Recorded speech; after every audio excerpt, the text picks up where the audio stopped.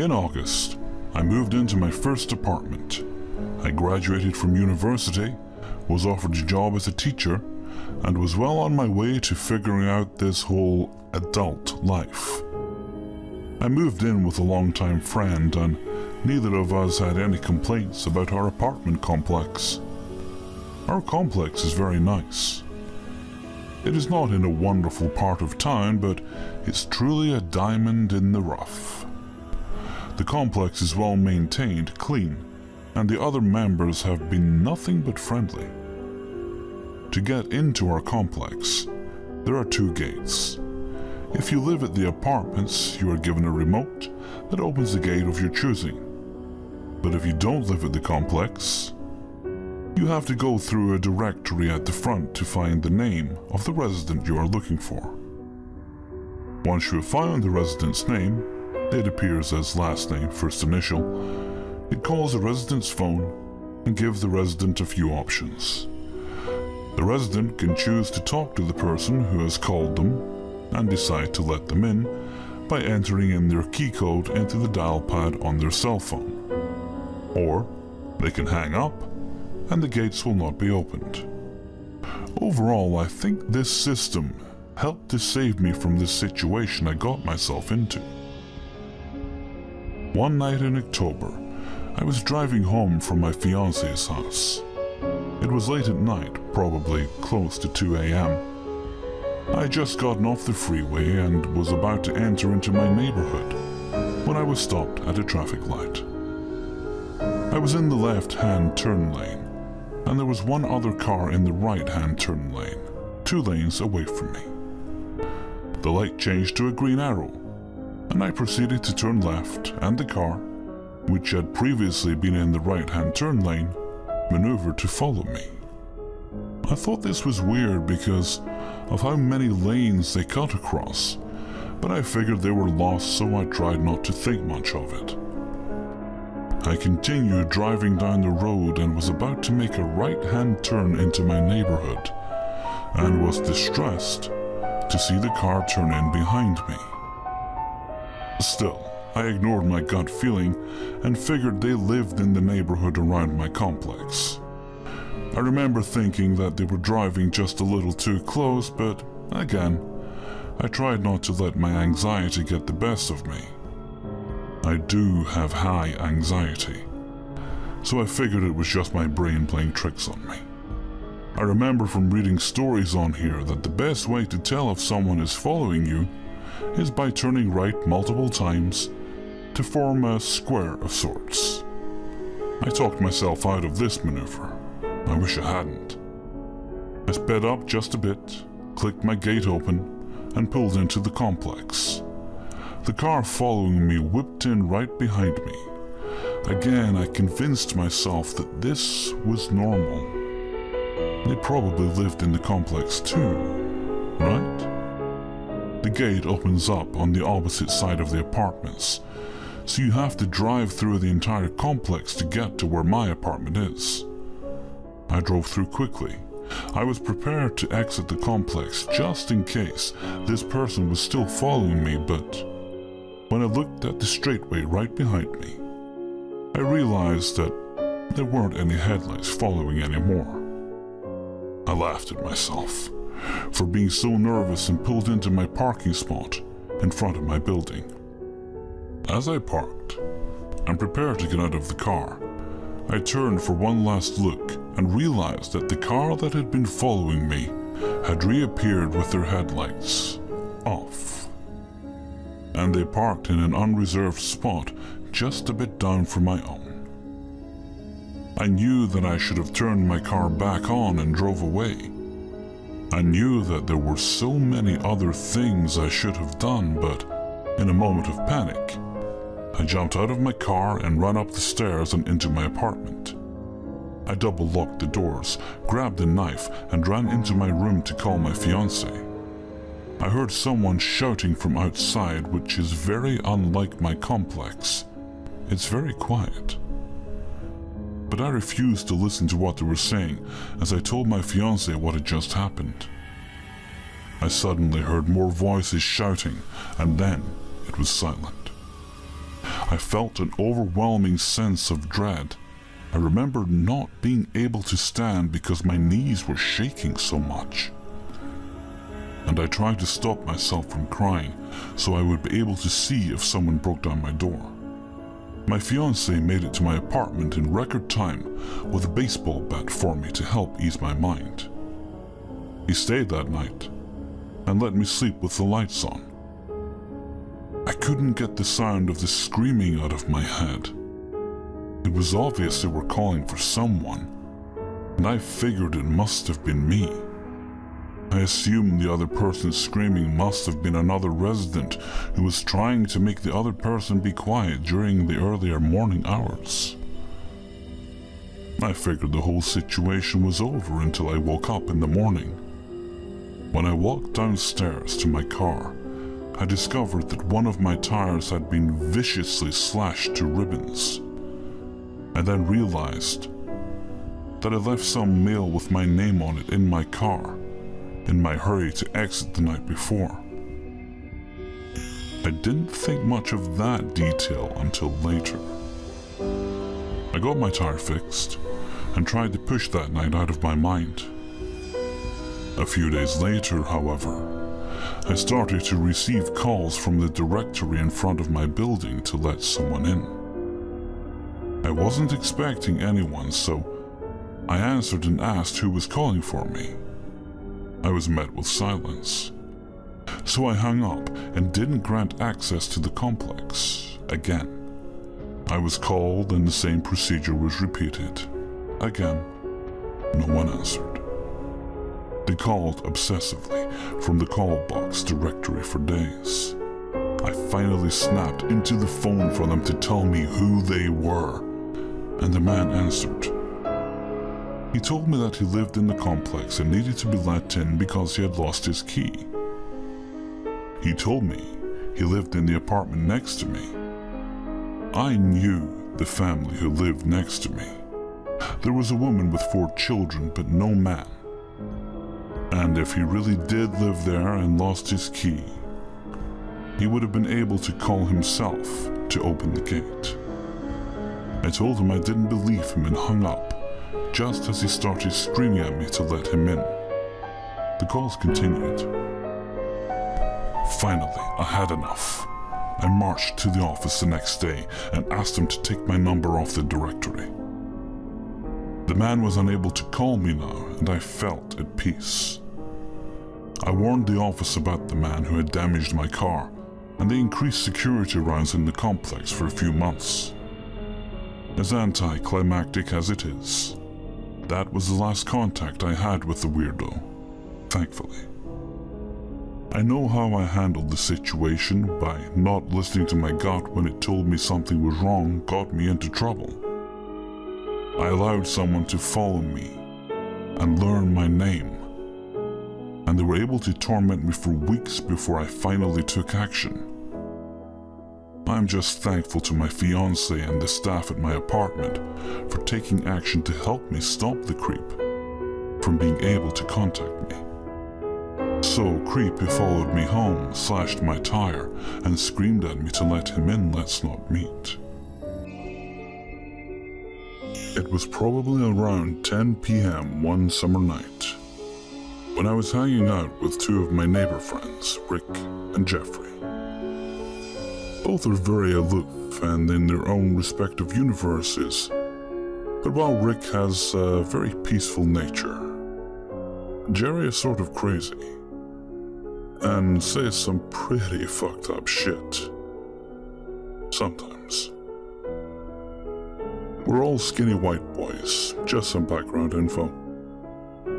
Anyways, they both had gone to colleges out of town when I went to a university in town. This becomes important in a moment. So it was nice for us all to be hanging out and catching up at Jeffrey's house across the street. After a little while, Jeffrey informed us that one of his friends, Raj, was coming to spend the weekend with him from their college. Raj has never been to our city before, which is a pretty major city, so Jeffrey felt like we just had to give him the best, most memorable experience ever. Rick was just along for the ride as usual, and at that time, I was always looking for trouble, so we all agreed to give Raj a fun visit. So at around 10 or 11 p.m. at night, we began plotting for his friend's arrival before leaving to pick him up from the Greyhound bus station.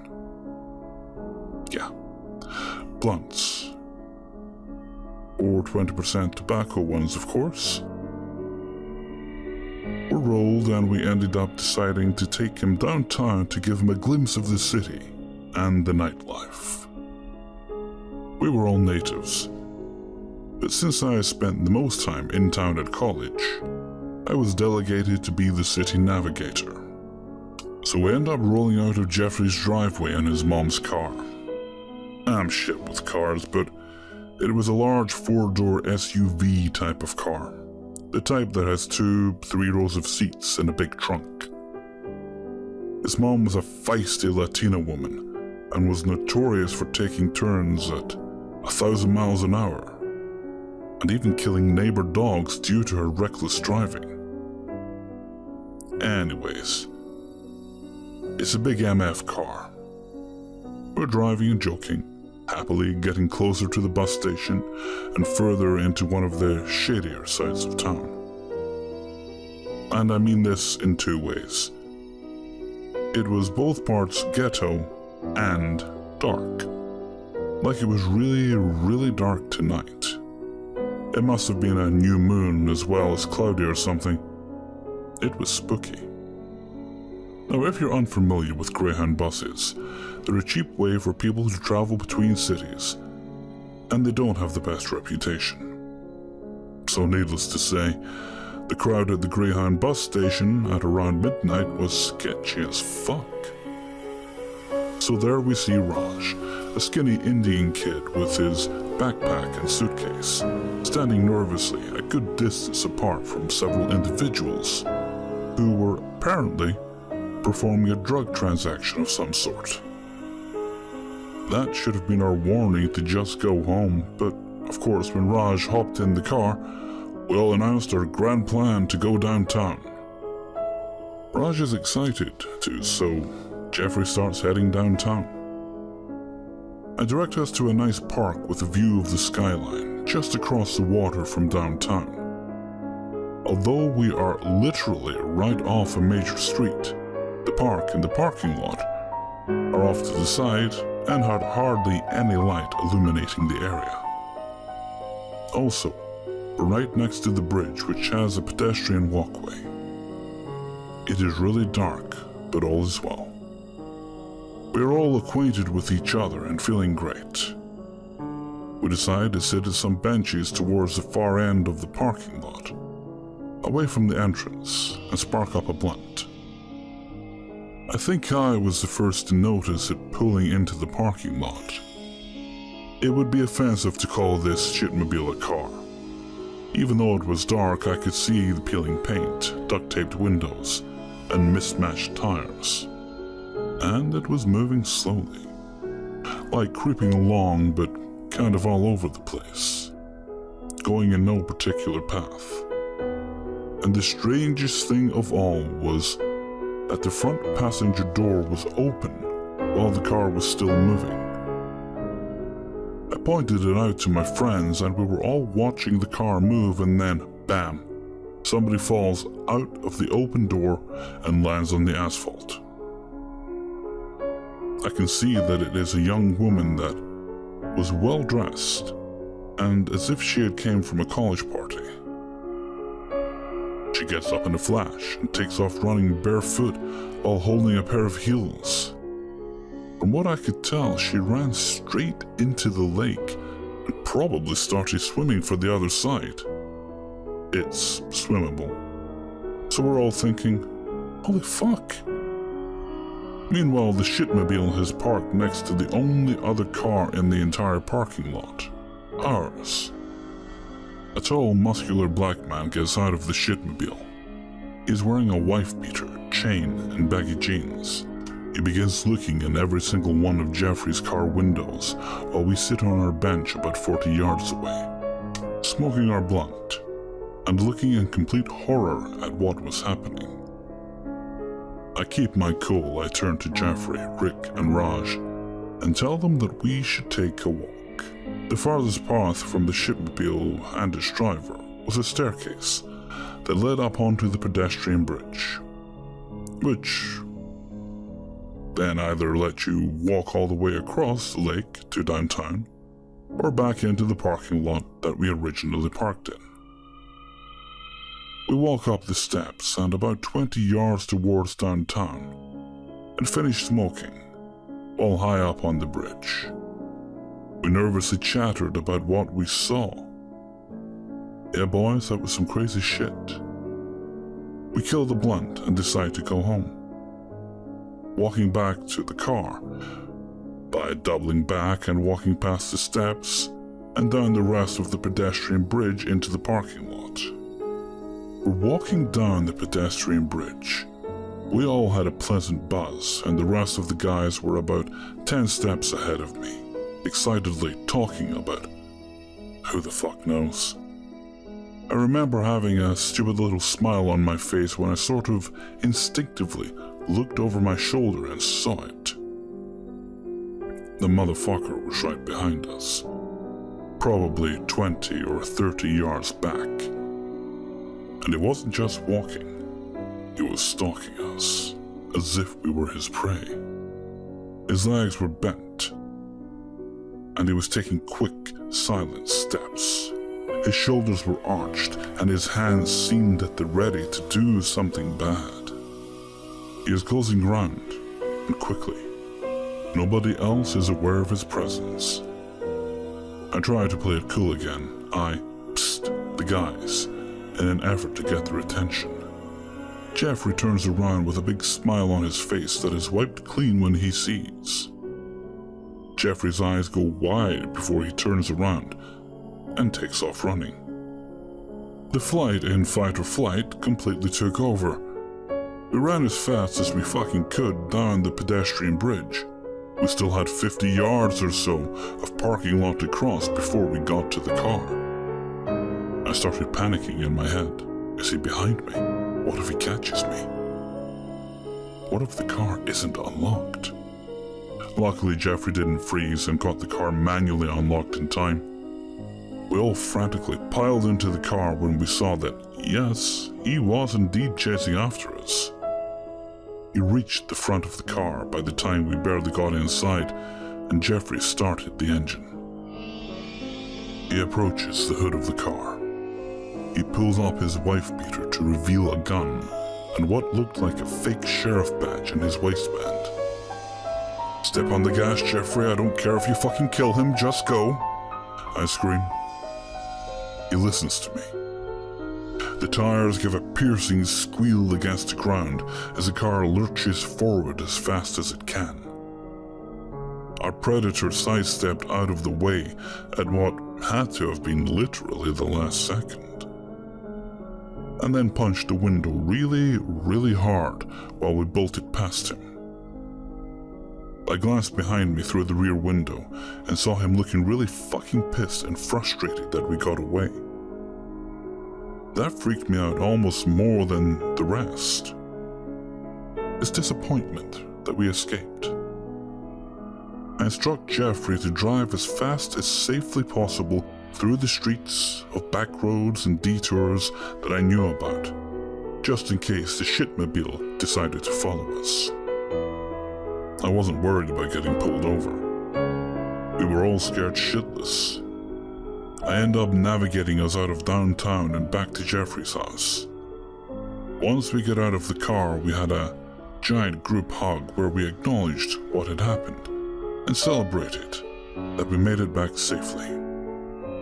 Another neighbor friend walked up on that and had no idea what to think of 4 guys having a group hug in the driveway at like 1 a.m. Needless to say, I don't think Raj enjoyed his visit very much, as he ended up isolating himself in Jeffrey's own home and left early. The year is 2003, I'm a 15-year-old boy and living in a small city. This is a place where everyone seems to know everyone. I am typically shy and often use the internet as a way to meet people. During this time, the instant messenger, ICQ, was still pretty popular amongst the teens in my area. I would often stay up late, adding new people and chatting them up. I would do this by searching by city and adding people I knew from school. This is how I met her. Her name was Sarah. We began chatting innocently enough, the normal, "Hey, what's up?" sort of deal. Now, Sarah was self-described 17-year-old girl. Short brown hair and nerdy. We hit it off pretty fast. We had so much in common, and I found it easy to open up to her. Although it was strange that I had never seen her in school. I go to the Christian school, explaining why I had never seen her. We continued chatting for some time, and I eventually give her my home phone number. We chat regularly over the phone until eventually she asks, "Would you like to hang out sometime?" Without hesitation, we make plans for me to go over to her house, hang out and watch movies. The day finally comes for us to hang out. I make my way across town to the address she gave me. It's a small apartment building. Slightly confused on how she and the rest of her family would fit in such a small apartment, I make my way upstairs. I knock, and I am immediately greeted at the door by a woman, maybe in her late 20s or early 30s. I knew this was Sarah, but she didn't look anything like she described. I was instantly weirded out, but followed her into her small one-bedroom apartment. I stupidly asked, "So, are your parents home?" She laughed. "No, it's just me here." I'm now sitting awkwardly on the couch. "Do you drink?" She's looking at me across the room. "Water," I joke. We both share an awkward laugh as she pours me a glass of wine. I never take a sip of it. She sits close to me after popping in a bootleg copy of Finding Nemo. My brother got this for me while it was still in theaters. He's like a hacker or something. She giggles. At this point, she is very close to me. I am uncomfortable, and being the weirdo I am, I shift to the floor. I'm now sitting on the floor with my back up against the couch. She then straddles me from behind. "You look so tense," she begins rubbing my back. "I'm really good at this. I can make you feel so good." I lean forward. "Thanks, but you don't need to do that. I'm fine." I explain that I should be going. She points to her bedroom. "You can stay the night." Never had a guy stay in my bed. She keeps making sexual advances, telling me how she hasn't had sex in so long, and she just wants to meet a nice guy like me. All the while, she keeps touching my arms and face. Now, at this point in my life, I was still a virgin, but this lady was not going to be the one to change that. I talked my way out of the situation and head home. The next few days, I get several messages telling me she misses me and she's sorry. Eventually, I cave and respond to one of her messages. I ask her why she lied and what her deal is. She tells me she has a hard time meeting friends, and she doesn't like people her own age. I feel bad, forgive her, and we make plans to talk in person. Here I am at my last encounter with Sarah. I ride my bike to her apartment. Once inside, I'm greeted not only by her, but her parents too. They introduce themselves. Finally, we get to meet Sarah's boyfriend, her dad jokes. We've heard so much about you. She's always going on about how great you are. Her mom follows up. In my head, I'm freaking out. I am not this girl's boyfriend. Sarah grabs my hand and laces her fingers. She looks so happy.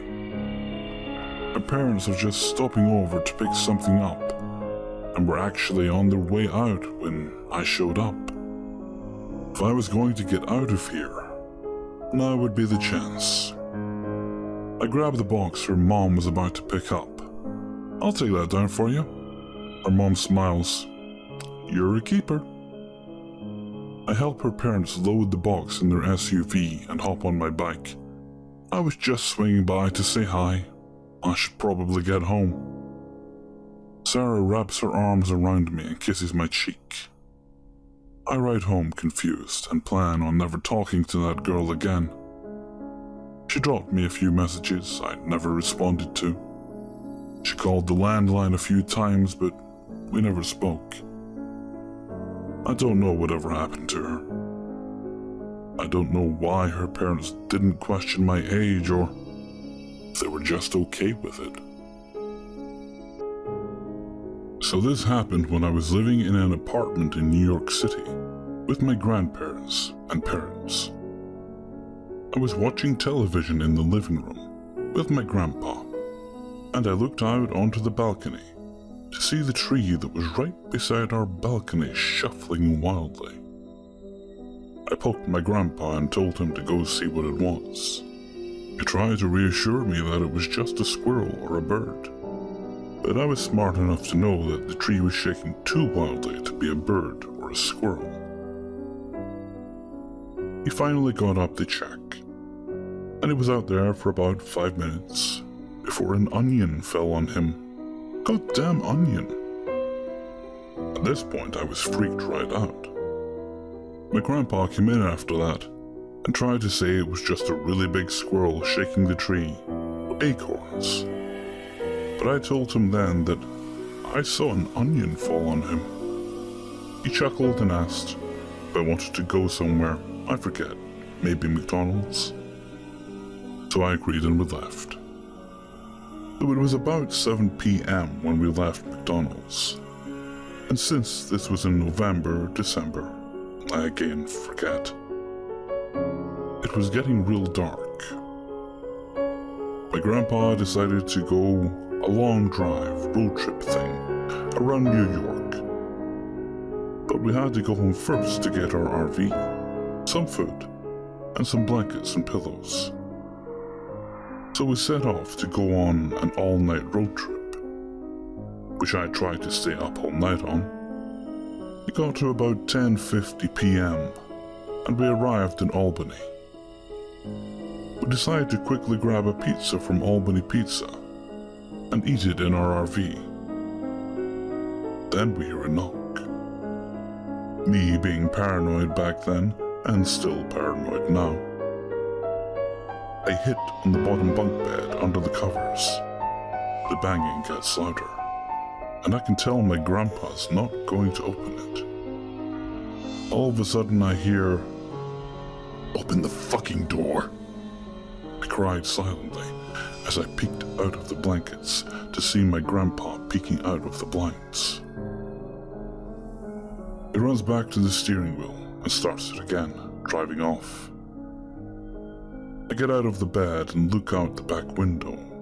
I see 3 people, all dressed in dark green, dark blue. They don't have masks on, but they had baseball caps on which blocked their eyes. They started following us, of course. I walked to the steering wheel and my grandpa told me to call the police, so I did. And I got the plate number.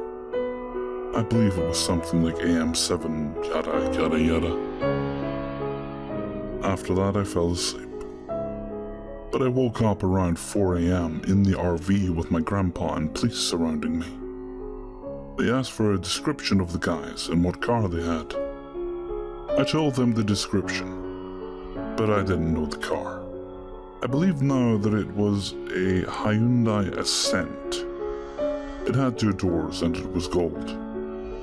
So I told them about the 2-door thing and that it was gold, and they thanked me. We went home after that, and since it was around 6 a.m., my parents were home wondering where we were. My grandpa told them everything, and after that, they were very protective of me. So this is now January of 2009, the year after the RV incident. I'm at school playing with some kids. It's during lunchtime, and we're playing tag or hide and seek or something like that. In fact, it was probably manhunt, which is like hide and seek and tag combined. You hide, and the it tries to find you. And when they do, they try to tag you. So I was behind a tree with my friend Talia, and I see 2 guys and 1 girl walking along the sidewalk behind us. They all smiled at us, but like in a creepy way. The girl then said something along the lines of, "Can we play with you?" Like straight up asked to play with us. I tugged Talia away, and the people then tried jumping the fence. We told the teacher, and there was a lockdown, and me and Talia were sent home. In June, way after those incidents, school was out and I was playing in Central Park with my other friend Jeffrey. We were there with both of our parents, playing fetch with my dog Mimi. A girl comes up to us and asks if she wanted our dog to play with her dog. She looked exactly the same as the weird girl who came up to us with the 2 other guys.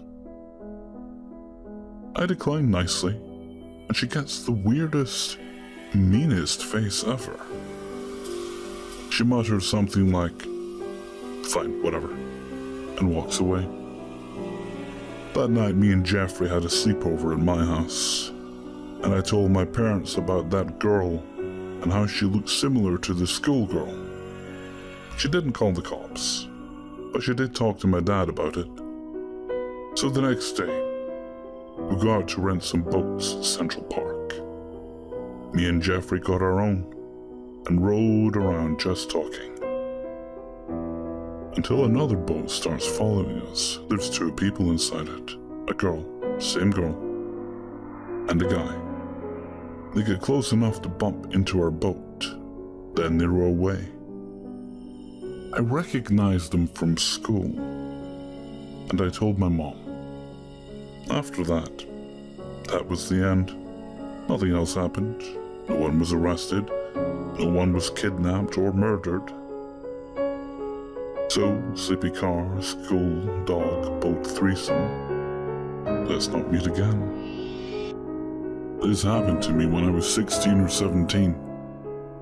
I'm now a 23-year-old male. Just for reference, this was before any of my friends or I touched alcohol or weed. We grew up in a very religious community, so we were completely sober for every day at that point in our lives. This story involves myself and 2 of my male friends, Dan and Kevin. Kevin is a year older than us. Because of this, he was already in his 1st year of college. The college he went to was, and is, a fairly popular choice for kids from our high school to go to. It's in quite a small town that, before the college was there, everyone knew each other's names. It has since grown with the influx of students and small families, but still remained a fairly quiet, small town. 1 bar, 1 main street that stretched for maybe 10 miles. And that was it for downtown. Myself, Dan, and Kevin were at the time in a band together. And when we weren't playing music, we were riding our longboards. On the day this occurred, Dan and I planned to go visit Kevin, go longboarding, and take pictures for an album cover. So we pack up our boards and camera and head out on the hour drive to the university.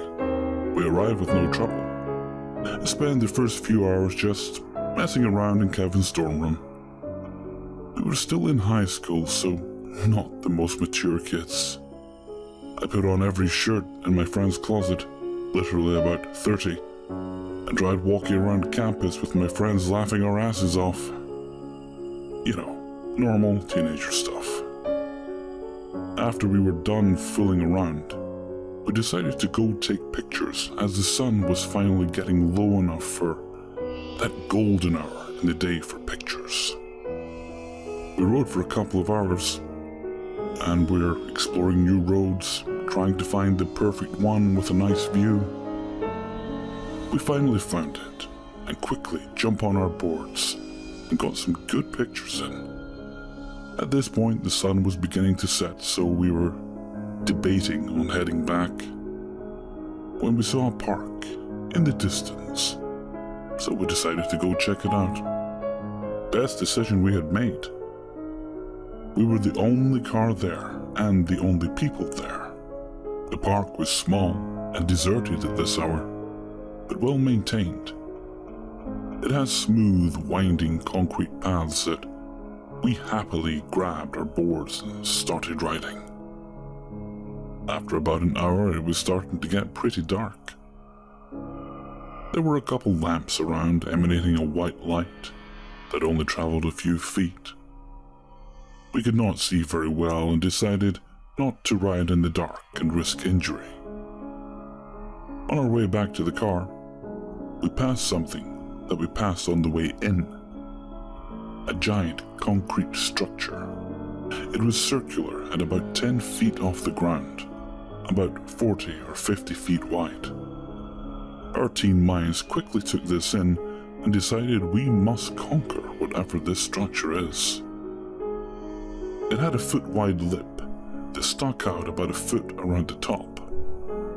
So trying to climb was more difficult because your body would swing in under the lip. We walk around it, hoping to find a hill or rock near that would make this 10-foot-high wall not as daunting to climb.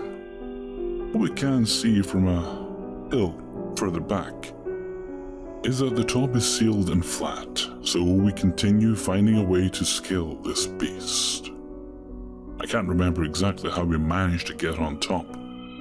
I know it took the three of us about 15 minutes to do so, hoisting and pushing each other to the top.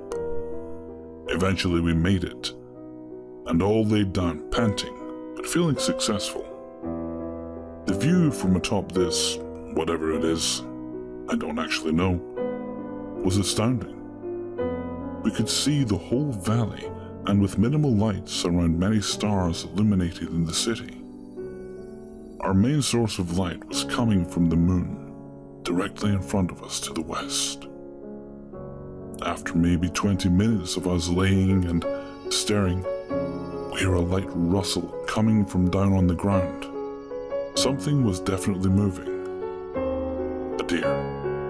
I vocalized to my friends. They both nodded in agreement and went back to their stargazing. A few more rustles at different spots around this structure, and my curiosity is starting to peak. I hop up and walk to the far side where the noises are coming from.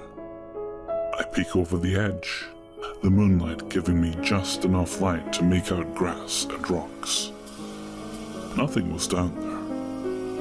I walked all the way around the edge looking for deer, skunks, raccoons. I don't really know. Just anything that could be making this noise, but turn up empty-handed.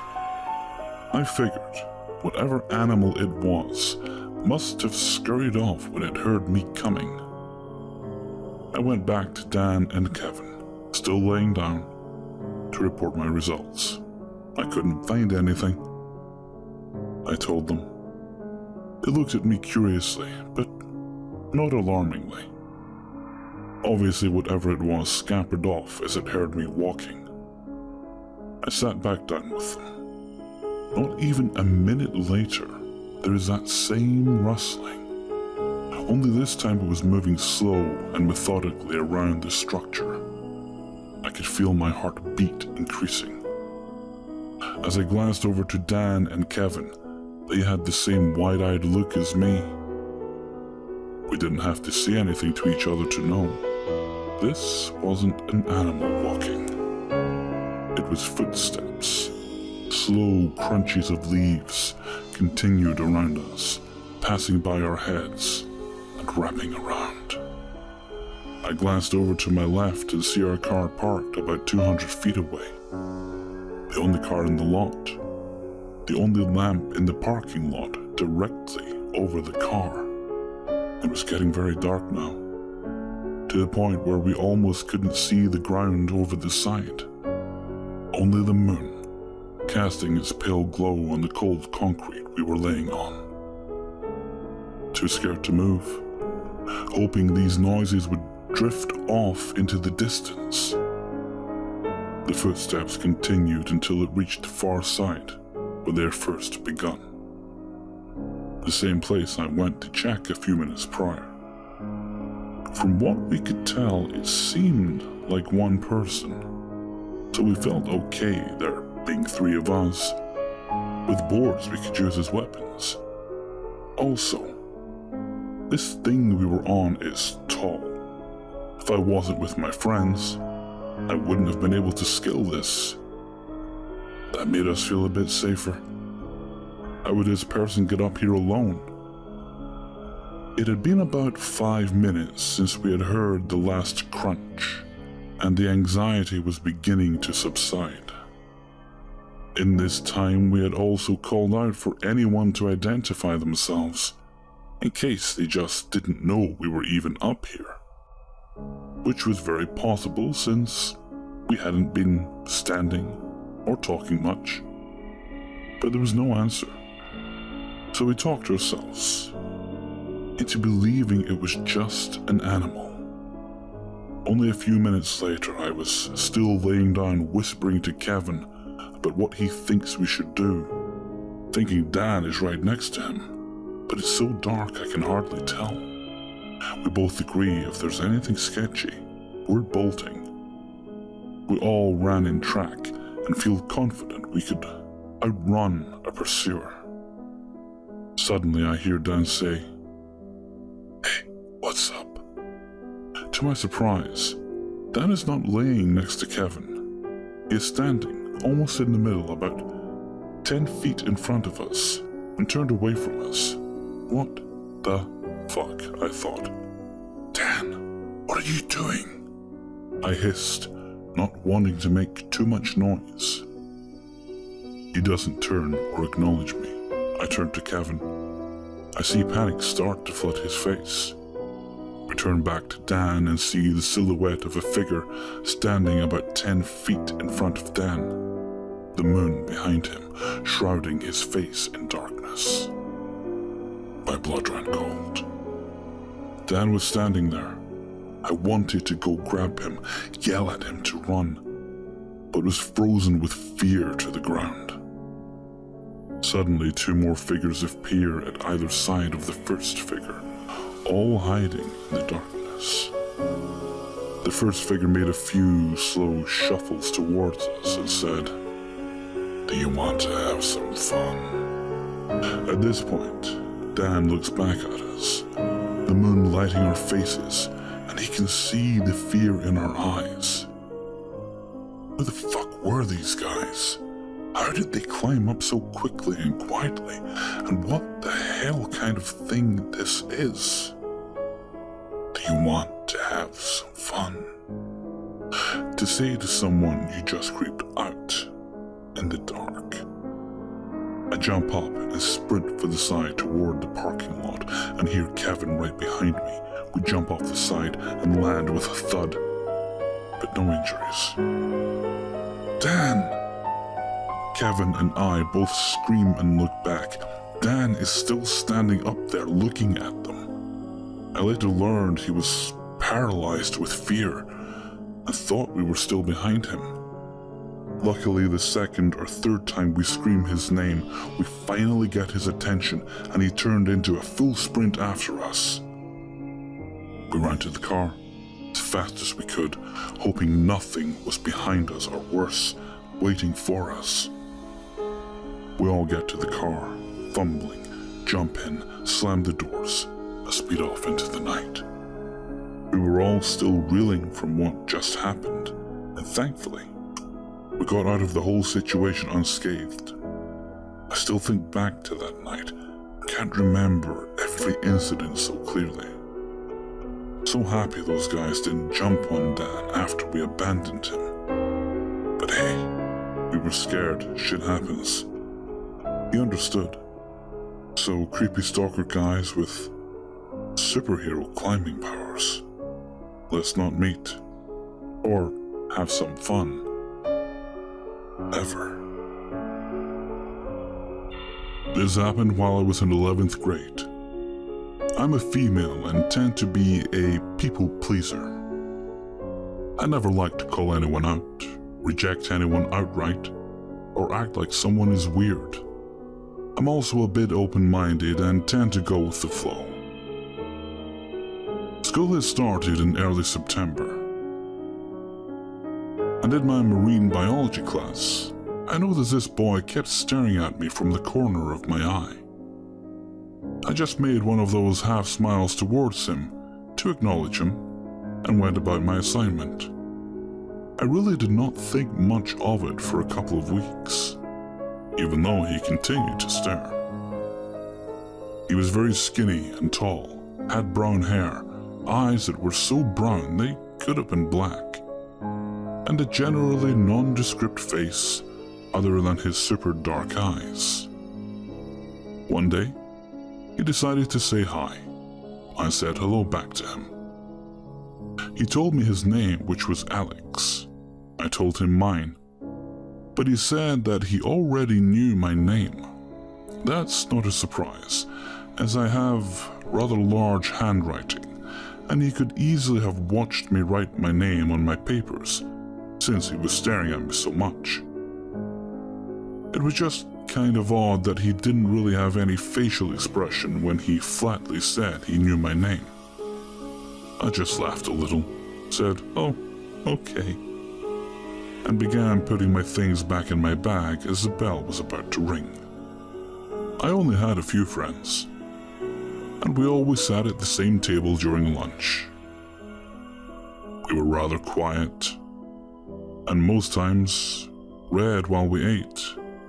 That means I don't usually look around the lunchroom, as I have my eyes in my book. This day, my friend finished her novel, so I decided to put mine away, and we could just talk. I immediately noticed Alex staring inside at us from the courtyard tables. He never seemed to be embarrassed that I noticed him. I showed him to my friend and told her about my class with him. She found it to be super creepy, but I said he's probably harmless and just socially awkward. I arrived in marine biology a little early later that day. And so it was just myself, Alex, and one other girl for about 10 minutes. I half smiled at Alex, and then I decided to break out my book and start reading again. He had his hands up, folded over his mouth, and was staring again. At this time, it just felt awkward because we were basically alone now. I glanced over at him and kind of raised my eyebrows a little as if to say, "Yes?" He looked me up and down very slowly, and I just asked him if he was okay. He said yes, that he was just inside of his head thinking, "Okay, whatever, that's fine." The next day at lunch, there was a little piece of paper on the table that we sit at that had my name on the front, but not just my first name, my first and middle name. I opened it, and it said something like, "I wonder what your asshole would look like with a thick PVC pipe shoved up it." What the fuck? I looked around, but I didn't see Alex. I immediately knew it was him. I was very scared to come to class later that day, but he wasn't there. I felt a lot better about not seeing him. The note itself was gross and embarrassing. I didn't want to show any administrators because of that. I just threw it out. I went to the bus area at the end of the day like usual. But this time, I noticed Alex was leaning on one of the pillars with his backpack on one shoulder. I literally felt chills down my spine when I noticed a white PVC pipe poking out of the top of his backpack through the zippers. I didn't give him any reaction to my knowledge, even though I'm sure he was watching me read the note. The next morning, I made an appointment with a counselor and had my class changed. She was very reluctant to do that for me because we were already in the school year well over a month and a half. But I think since I have a history of good grades and behavior, she helped me out. I spent the rest of the year avidly avoiding him. He kept staring at lunchtime, and one time, he took photos of me at the bus area without my consent, even though it was against school policy. I got some pepper spray for when I get off at my bus stop. I have no clue what happened to him because when 12th grade began, he was no longer at our school. I'm not sure if I even want to know how he turned out. So, creepy kid with a pipe fetish, let's not meet again. Ever. Hi. These incidents took place over the course of 4 to 5 months, when I was in 9th grade, aka ages 14 to 15. For reference, I'm a guy. This might be lengthy, but it was a weird, crazy time of my life. Over the summer, my family and I had moved to a new state on the other side of the country, so I knew no one. I was pretty shy and quiet with people I didn't know, so making friends wasn't easy. I was nervous about starting high school, let alone in completely unfamiliar territory.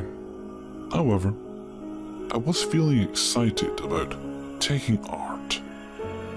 I ended up meeting a few other kids in my class who I became good friends with over time, including a girl I'll call Amy. Amy was a very pretty girl who was charming and made me feel at ease. I didn't have very high self-esteem. I could struggle with keeping conversations going, but Amy was easy to talk to. She seemed interested in me, and I was over the moon. I eventually asked her to be my girlfriend, and she said yes. Things were fine at first, but over the next month or so, some things about Amy seemed a bit weird. She started calling and texting me very frequently, always making small talk at first, like, "Hey, what's up? What are you doing?" Then asking if I was there, why I am ignoring her. She'd often call me 15 to 20 times in a row while I was doing homework, something with my family, etc. I was eventually a bit annoyed, but she was my first girlfriend, and I wasn't a very assertive or confident person. Amy started asking me about members of my family and their interests, like, "How's Allison doing? Any soccer tournaments coming up?" I told her I had 2 sisters, but I didn't get along with my sisters and knew that I had never mentioned their names, much about them. So I was confused. Amy tried to play it off as me just forgetting that I mentioned it. Amy would tell me elaborate, crazy stories that I knew were lies, like how her mom was a singer who's best friends with Morgan Freeman and performed regularly at his nightclubs in Tennessee, and how Morgan let Amy do karaoke with him, or her Uncle Lanny, who she claimed lived in Alaska and was a wolverine hunter. Amy was generally very vague about her personal family life, her background, but talked extensively about her mom and Uncle Lenny. Just weird, tall tales. She also claimed that she lived in a multi-million-dollar mansion on the lake. I still liked Amy, and honestly just tried to dismiss most of this stuff. Amy was showing a clingy pattern at first, but suddenly, she started this seemingly week-on, week-off thing.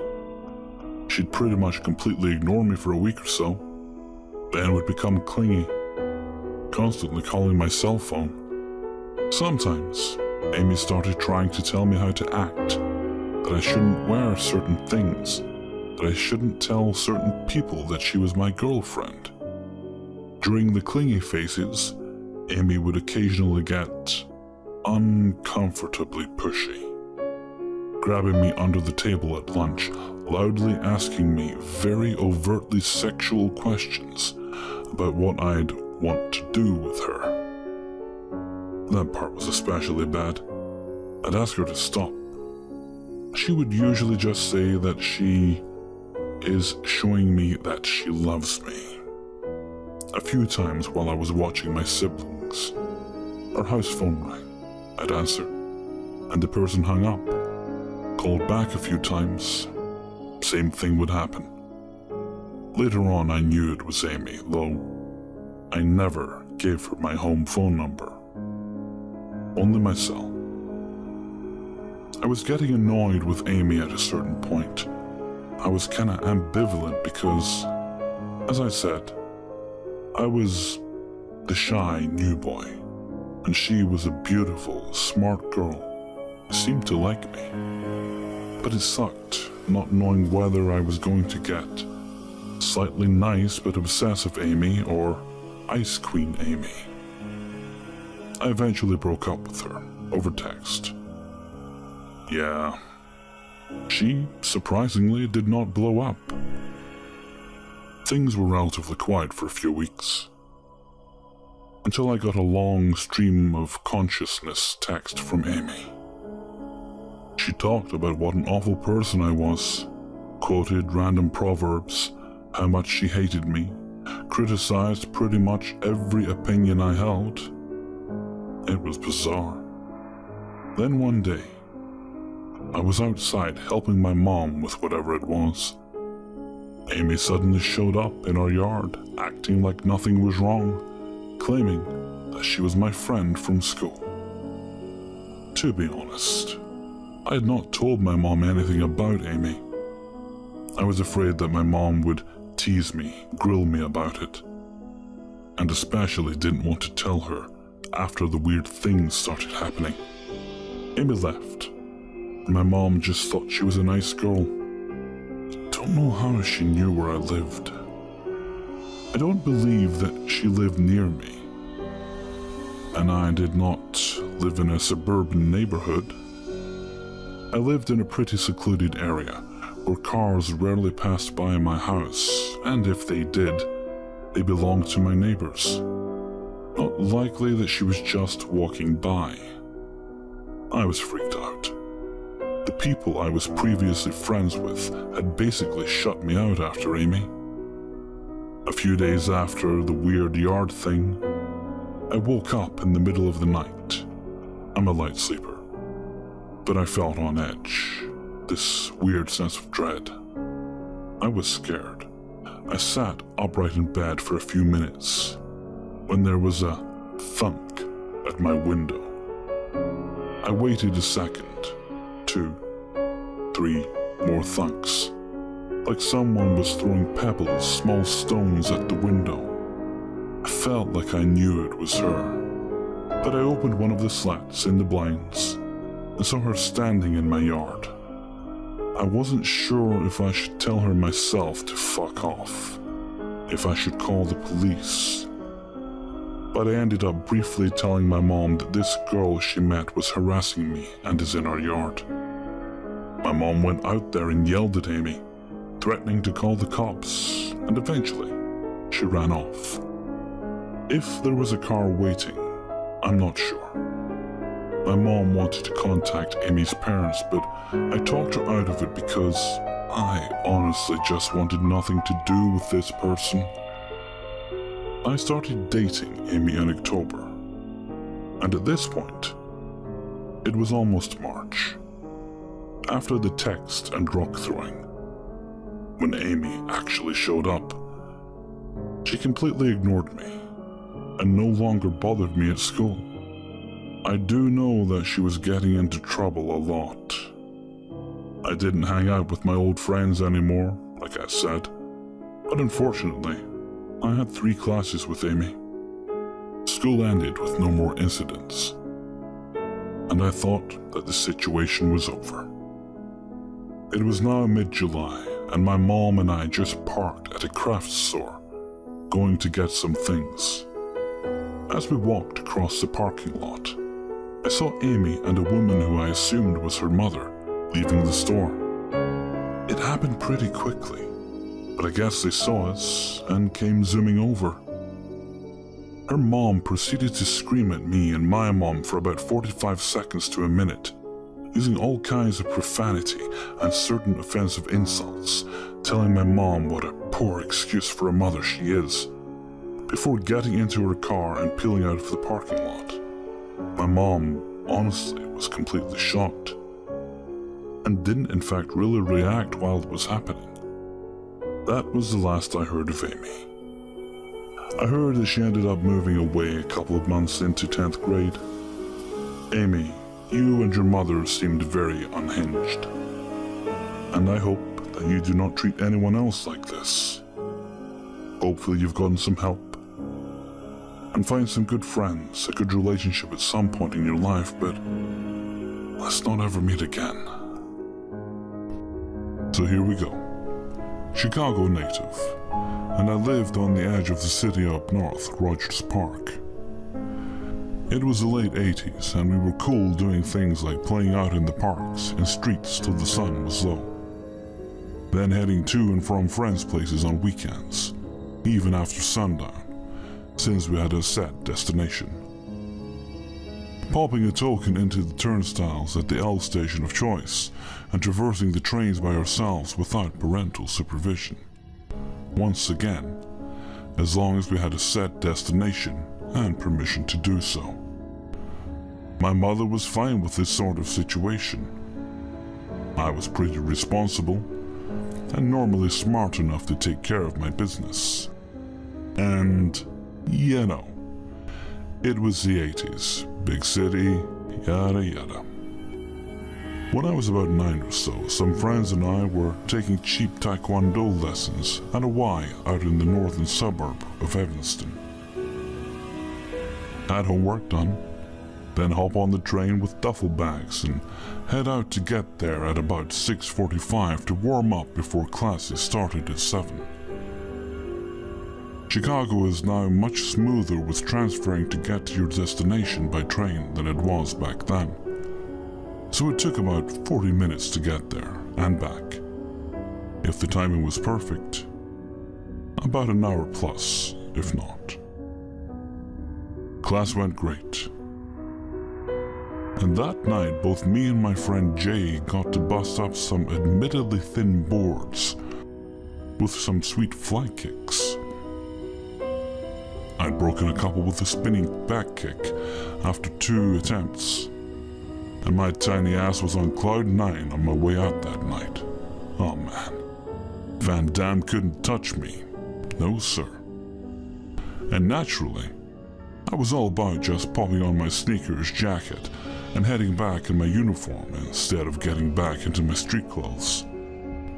I did do this every so often, and people didn't really pay mind. You get looks, but outside of the occasional adult walking over and asking what karate lesson I was coming from, it never really got me into any trouble, even in the neighborhood I resided in, which was admittedly a little rough at the time.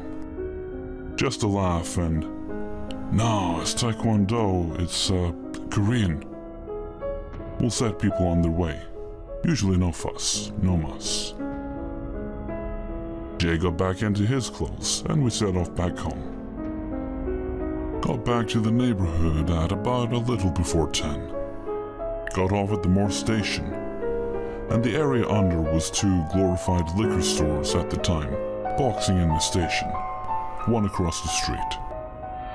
And as the 80s were slowly turning into the 90s, while gangs were always a thing, they started pushing in harder on the area. And with them came more drug addicts roaming the busier streets. The Morse L stop was a sort of nest, but at the time it presumably wasn't too bad. So kids like us were fine using it at night. And shit, that particular night, I was basically Van Damme. Both me and Jay could scrap, but I just broke 2 friggin' boards with one kick, so whatever, right? We step out of the station, and while we're aiming to walk to my place, which was about 2 blocks away, we get called out by a strained, husky voice. "Hey, Karate Kid." I don't know why we stopped, but within a couple of seconds, I had a dry palm casually on the side of my neck. I turned around, keeping cool to see a woman, probably in her 30s. But what could have been fairly pretty features degraded by, most likely crack and booze. Her lips were chapped, her dark skin ashy around her mouth, and on the hand she pulled back when she saw my slightly strained face. She honestly didn't look too bad, just clearly hyped up in whatever she was on, and way out of bounds with the touching. Jay steps up next to me, and I'm sure that he had my back. We were small, skinny kids, but she wasn't a huge woman, far from it. The two of us silently decided that if she got out of pocket, we could put her down and take off. So I asked her what was up, ma'am, stressing the ma'am, curtly and loud enough to echo off the station's underbelly. Morse was normally a fairly crowded street, but it was late fall and 10 p.m. People were out, but not but a handful. And most minded their own business unless it got crazy, and they could step in without major issue. That was my hope, but nope, nobody really was around to take heed. And I sighed as the only response was from her. She told us to wait for a second and ran into the nearby store, and so, naturally, I'd waited as she'd held the door open with her foot to keep an eye on us, while Jay was getting rightfully worried and wanted to book it. I was amused and decided to wait, knowing that we could outrun her if she tried anything. She came back out after a bit with a handful of candy bars, and I'd actually laughed. She handed the candy to me, and I absently took the handful. Snickers. I was all for this. It was my favorite chocolate bar. And free. Jay muttered, "Come on, man, we need to." And then a small shock went up my spine when she again brushed my cheek with that dried palm of hers, as I was busy stuffing my new loot into the duffel bag, quietly slung from my back to hip. "Man, pretty blonde-headed boy too." And I'm like, okay, now definitely time to jet. In short, it was a predominantly black neighborhood, so while it's not a big deal like the media loves to chalk it up to be, on occasion blonde hair and fair skin stood out for some, sometimes in passive, cursory ways, and sometimes for the worse, especially back in the 80s. Normal route to my place was down a dark side street with only a small bar, or a busier street with several places potentially active, just in case we needed to run in, and then a side street to hook around. Okay, definitely the latter option. So I push Jay down Morse and yell that the rental store down the block's still open. We need to get inside. and our half-run turned full-on when we heard somebody running after us, making a wild guess on who it could possibly be. Not many on the street. We don't rely on chancing it. And we make it to the rental place and run up to the counter where one of the clerks sat up, to that point casually playing Nintendo with a small TV set on the counter to smartly display the games that one can rent. He looked up, so I was out of breath, and joked about how the store was open for another hour. It was all gravy. Jay got out that there was a crackhead after us, and there was a pause as I nodded, yeah. The store was but a long block away, but my heart was pounding as things set in and started to realize how utterly stupid I was just a minute ago.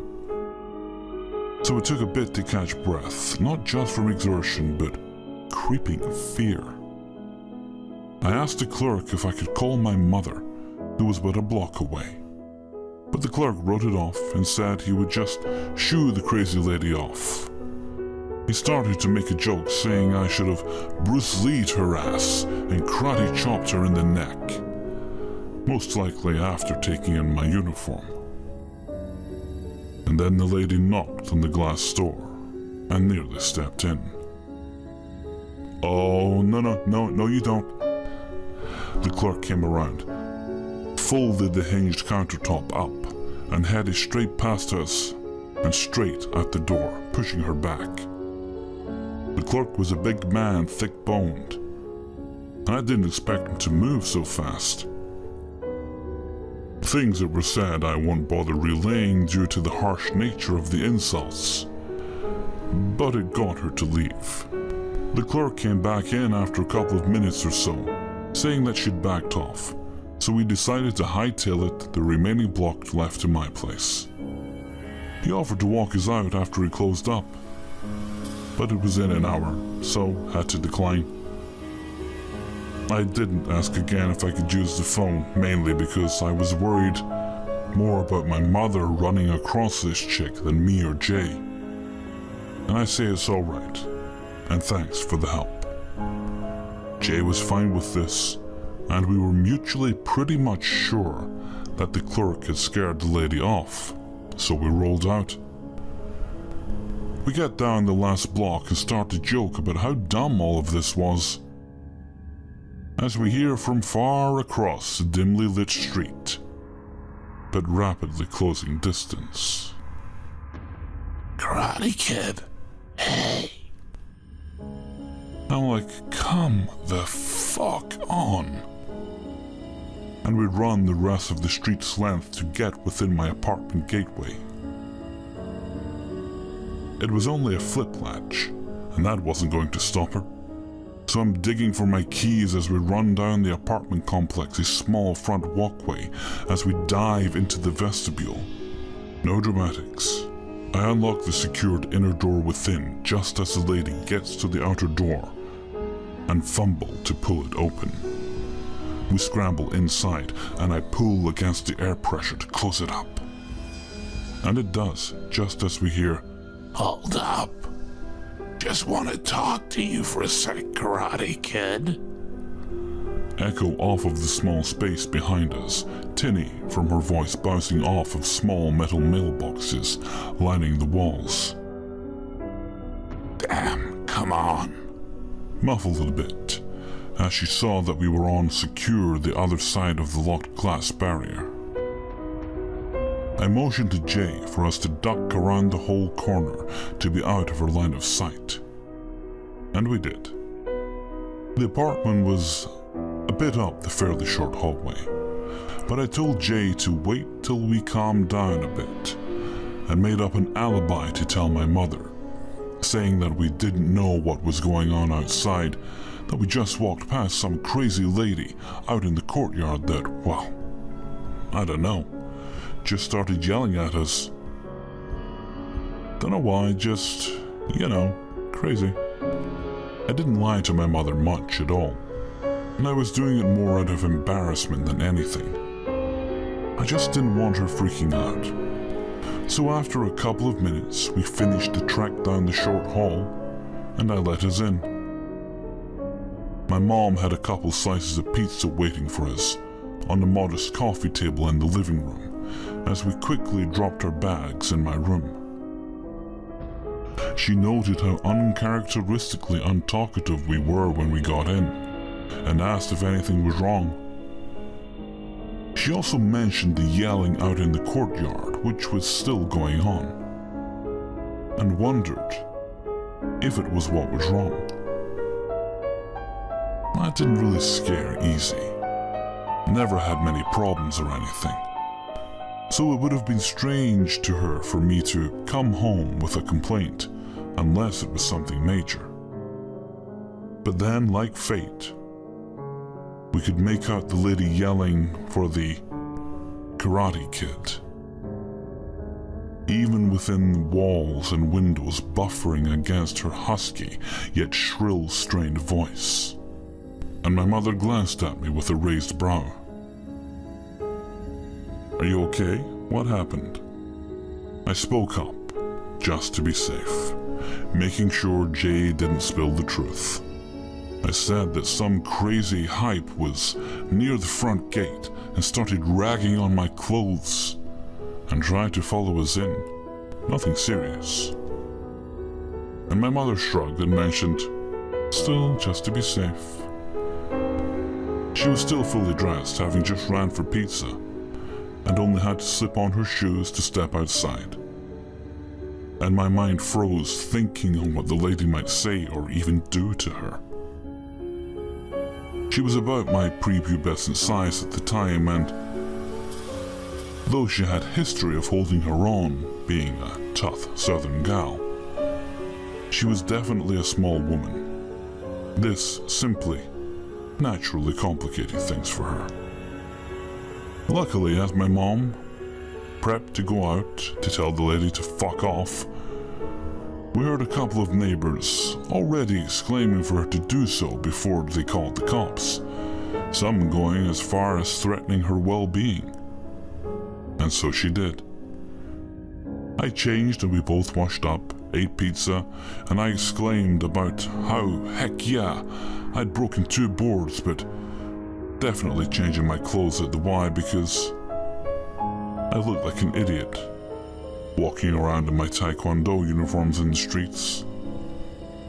I inwardly sighed a bit of relief as Jay barked out a laugh and agreed, dubbing me Karate Kid. Giving him a sidelong glance, knowing full well I wasn't going to live this down. After dinner, we went to my room and kept our voices low as we went over what the fuck happened.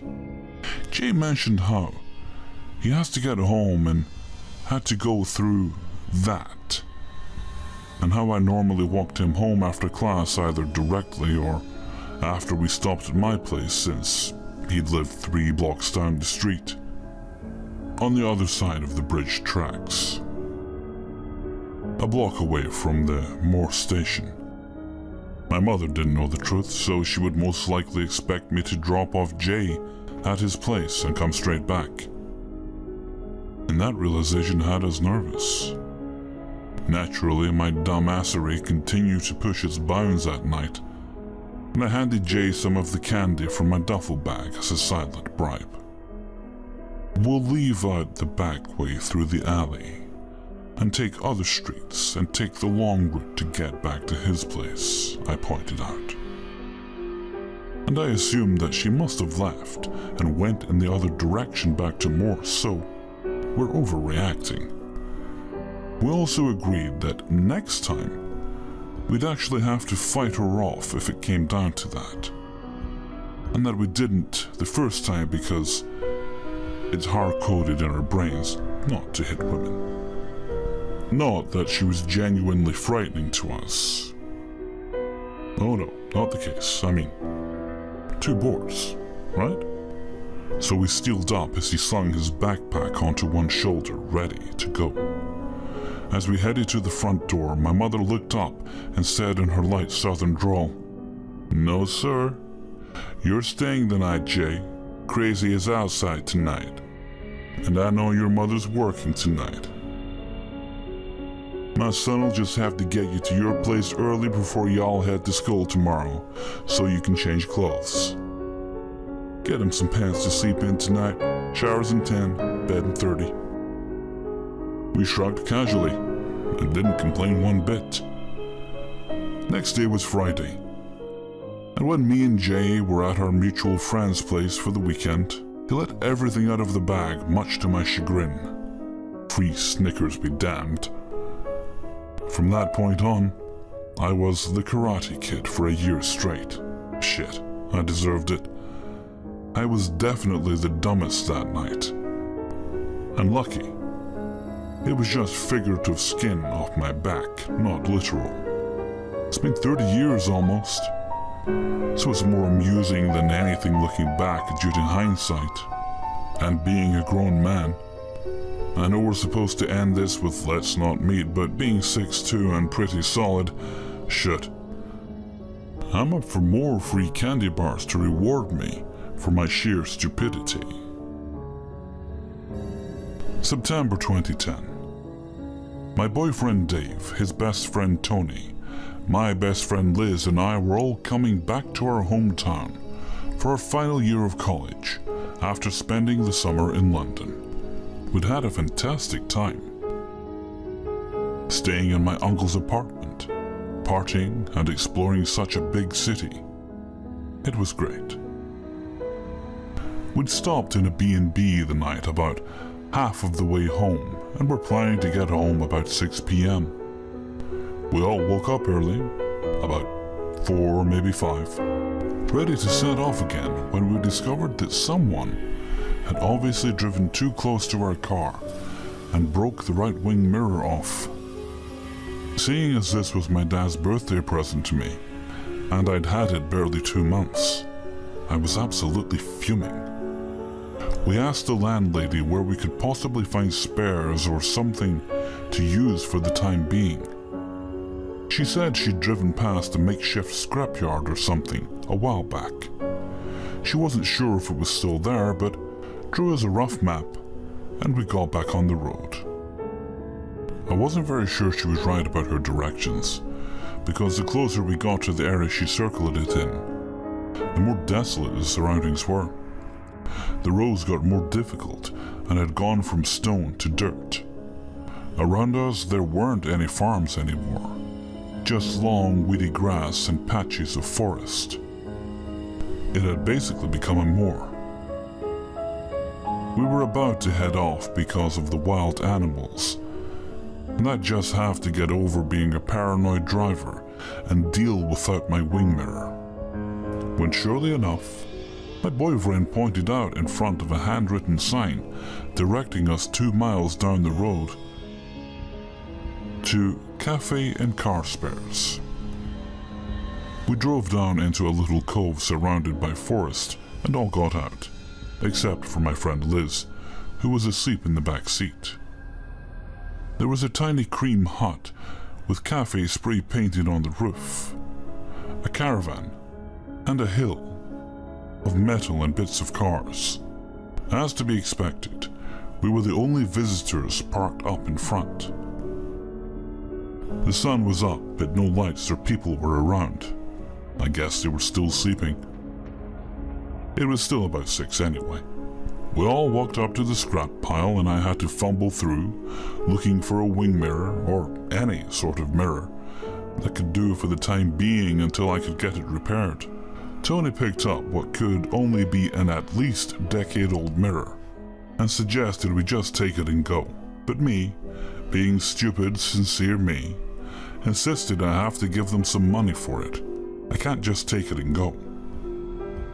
I knocked on the door and waited.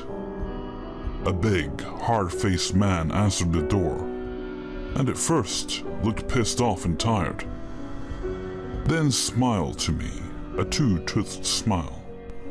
He leered at me for a few seconds, then seeing the boys approached, asked us what we wanted. Tony handed him the mirror and asked how much for it. He said nothing, just to get to know us, to which I thought, fair enough. Two more men then left the patio door on the other side. They turned and smiled, both skinheads with teeth like meth addicts, and came over. They stank. He gave them a mirror and told them to go attach it to our car. He then introduced himself as Ian, sat us down on the patio chairs and offered us some sandwiches. I politely declined, but he insisted we must be hungry and told me to come in. That women are best at making sandwiches. I declined again, finding him a little bit sexist at this point, and when he asked again, Dave, more sternly, reinforced that I said I don't want to come in. Ian muttered something, and then came and sat on the chairs with us. It became awkward very quickly as he started asking questions. It started off innocently, like asking how old we were, where we were from, etc., and then became a little uncomfortable. He asked if I had a boyfriend, to which Dave answered, and then started asking us both what we like to do to each other, how often we have intercourse, and weird private stuff like that, to which we didn't answer. We sat in silence until we heard Liz scream. When we turned around, I saw one of the men meant to be fixing on the mirror with the hand in the back window, grasping Liz's leg. The other was looking around nervously behind the car. We got up immediately and sprinted off the patio, Tony running after the guys, but they both headed into the forest. Liz was hysterical. She'd woken up to find herself on her own in the car with a man's hand running up her leg. I can't even imagine how terrifying that must have felt. I got into the back seat with her and consoled her while Dave came around the other side to get in and told us some nails were on the floor. We looked over, and there were about 12 of them arranged around the tire, like the guy was ready to pop them. I couldn't really think why at the time, but now I wonder where they got all those car parts. We decided it was enough. We didn't want to spend any more time there, mirror or no mirror, and we were ready to go when Tony was the last to get in the car. He closed the back seat door. As we looked back and saw Ian re-emerge from the house, with something long in his hands, running towards us, my vision adjusted when he got a bit closer, and then I realized he was holding a rifle. A fucking hunting rifle. At that point, I actually burst into tears and hit the engine, slamming on the accelerator as hard as possible. The car started to go, and we got up to about 90, forgetting the dirt roads and just driving over whatever, until that scrapyard was out of sight. We didn't stop looking behind us until we were safely on the motorway getting home.